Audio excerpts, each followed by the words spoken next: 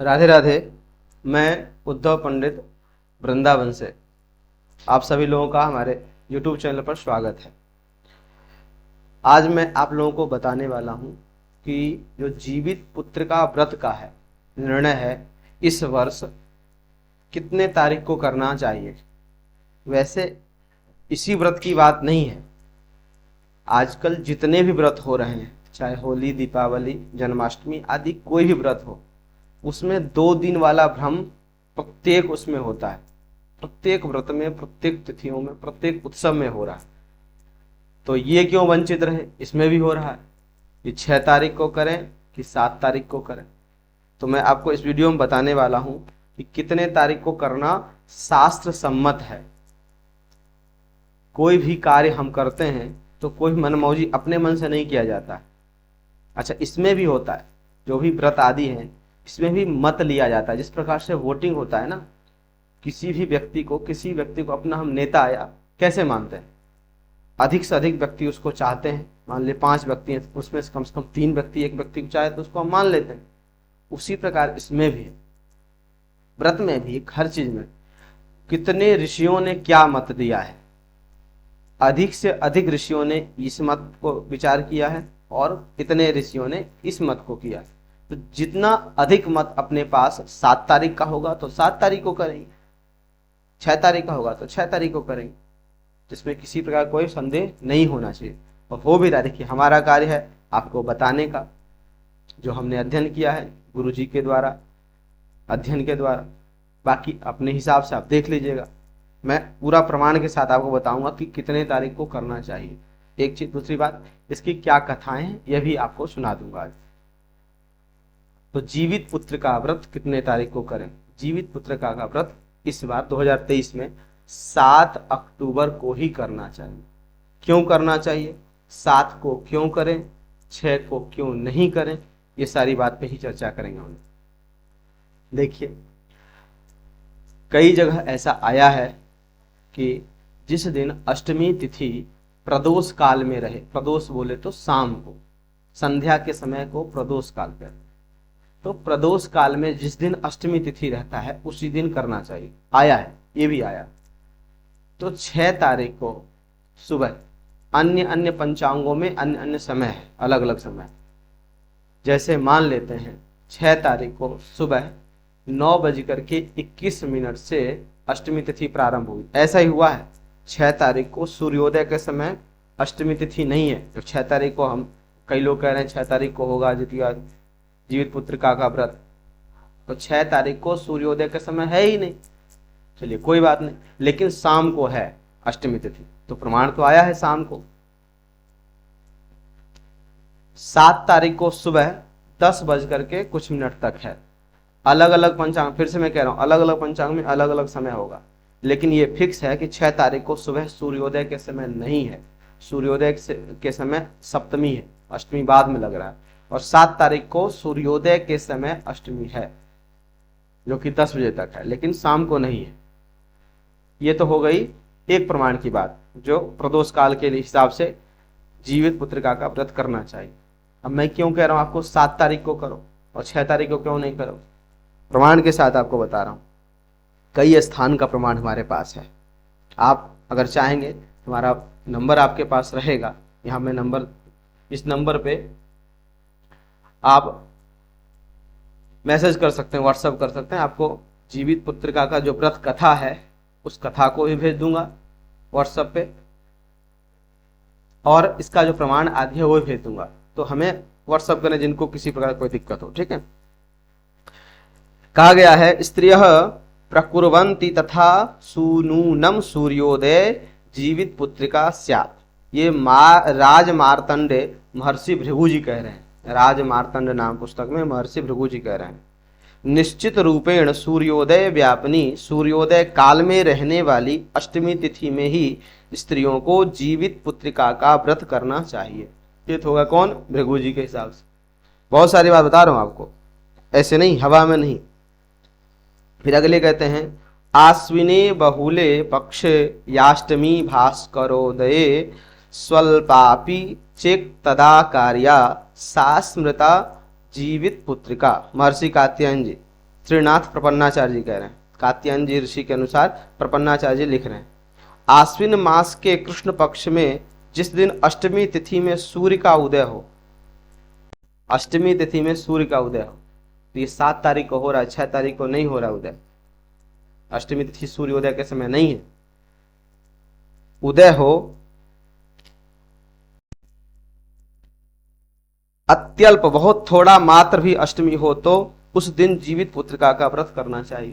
ये 7 तारीख का सारा प्रमाण देख लीजिए। फिर अगला माधवाचार्य जी कह रहे हैं, उदये चाष्टमी किंचित सकला नवमी भवेत सैवा पोस्या वरस्त्रिभि पूजयेत जीवित पुत्रिका। ये भी माधवाचार्य जी कह रहे हैं, सूर्योदय काल में यदि थोड़ी मात्रा में भी अष्टमी हो और संपूर्ण दिन भले ही नवमी हो तो श्रेष्ठ स्त्रियों के द्वारा इसी दिन जीवित पुत्रिका का व्रत की उपासना एवं पूजा करनी चाहिए। बात समझ रहे हैं ना? 6 तारीख को किसी भी इस स्थिति में नहीं, बस एक है कि प्रदोष है। अच्छा, इसमें और भी बताऊंगा क्यों प्रदोष है, उसको नहीं मान रहे हम, इसको क्यों मान रहे ये बताऊंगा, अभी पहले इसको मैं बता दूं आपको। फिर अगला एक जो है, यत्रोदयम वै लभते दिने से जीवित सुताख्या व्रतम स्तुतत्र।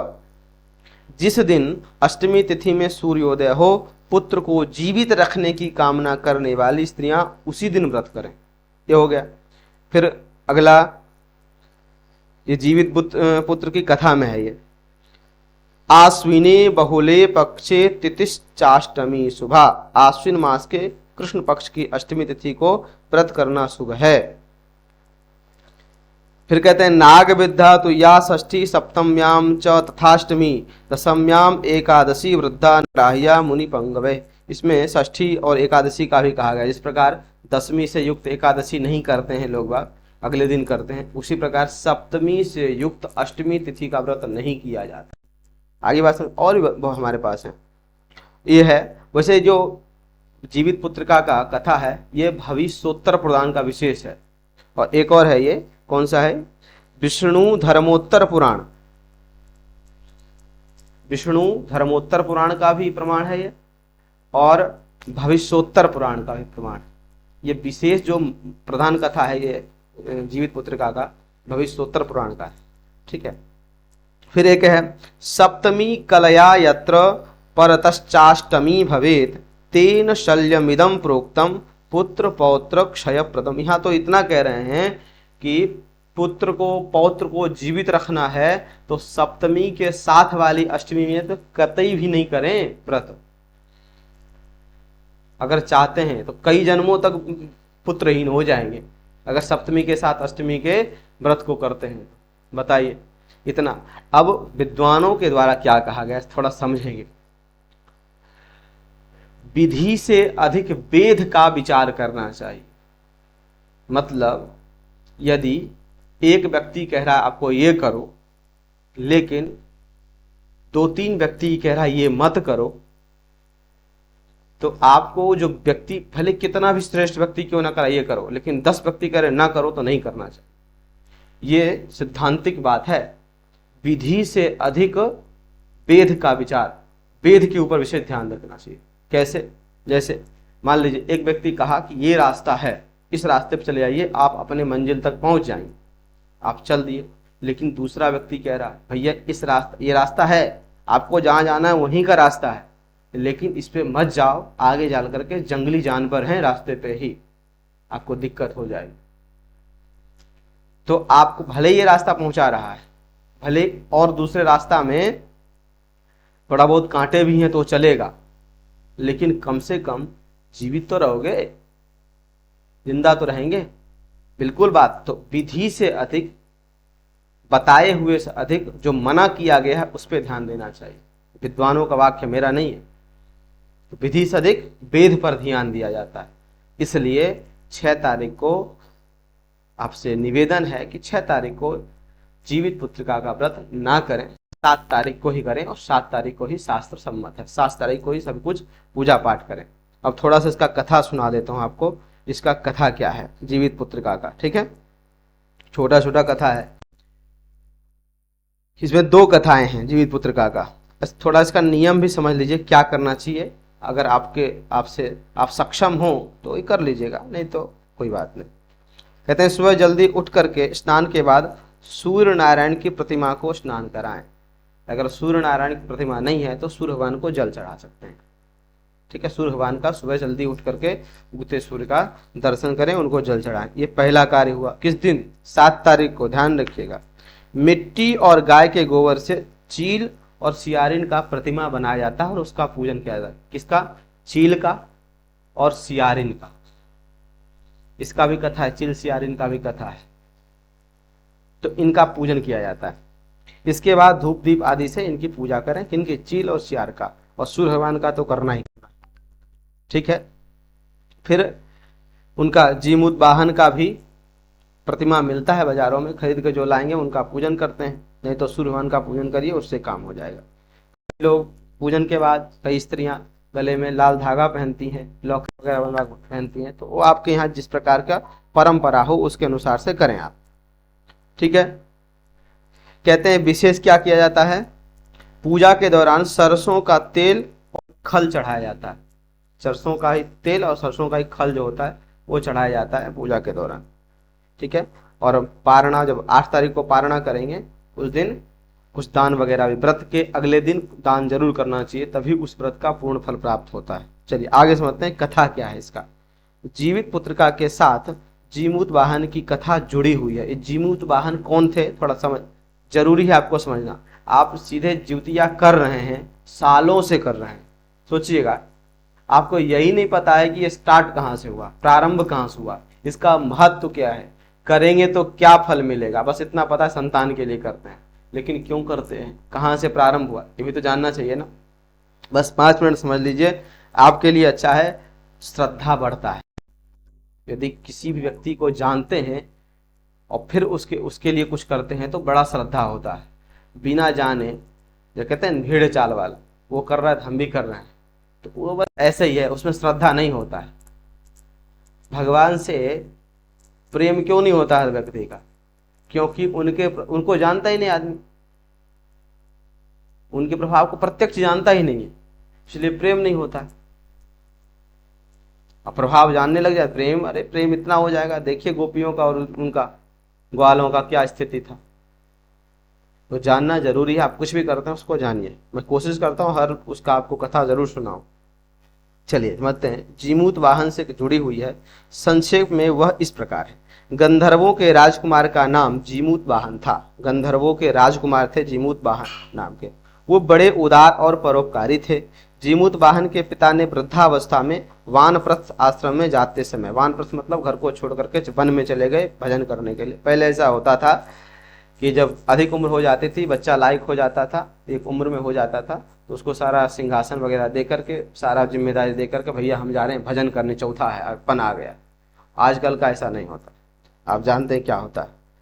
चलिए, गले में चाबी लटका के रखते हैं माता पिता, फिर वही बहू आती है, वो गला चाबी नहीं निकलता है तो क्या क्या बवाल होता है, सब लोग जानते हैं।